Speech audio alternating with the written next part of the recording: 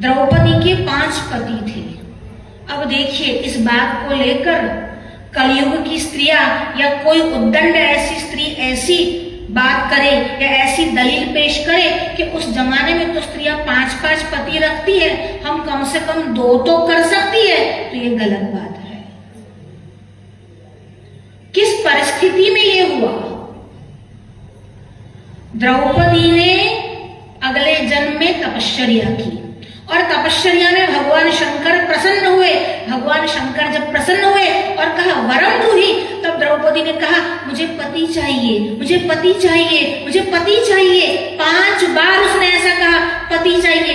एक सत्यनिष्ठ हो ऐसा पति चाहिए, जो वीर हो ऐसा पति चाहिए, जो श्रेष्ठ धनुर्धर हो ऐसा पति चाहिए, जो ज्ञानी हो ऐसा पति चाहिए, जो सुंदर हो ऐसा पति चाहिए। पर द्रौपदी का कहना यह था कि ये गुण सब एक में हो वैसा पति चाहिए। पर 1 बार नहीं, 2 बार नहीं।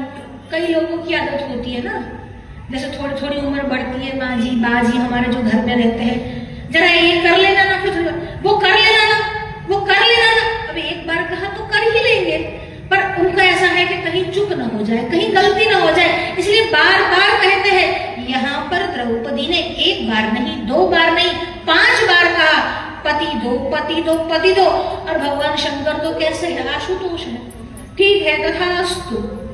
1 नहीं 5-5 मिला। उसमें एक और घटना भी है कि जब द्रौपदी का स्वयंवर हुआ, भीमसेन द्रौपदी को लेकर आए, अर्जुन वहां पर युद्ध कर रहे थे, तब जब द्रौपदी को लेकर भीमसेन आए, माता कुंता जी रसोई बना रही थी। उनको पता नहीं था कि कुछ आया है, कुछ लेकर आया है। अब ये सोचा अगर भीम लाया होगा तो खाने की वस्तु लाया होगा, तो कहा माता जी हम कुछ लेकर आए हैं। आगे कुछ बोले उससे पहले ही कुंता जी ने कहा 5 भाई बांट ले। इसलिए द्रौपदी के 5 थे। शास्त्र आपको यह अधिकार नहीं देता कि 5 पति करो। दूसरी बार विवाह करने का अधिकार भी शास्त्र नहीं देता। समय अनुसार, काल अनुसार, देश अनुसार कुछ करना पड़े वो बात अलग, पर यह शास्त्र सम्मत बात नहीं।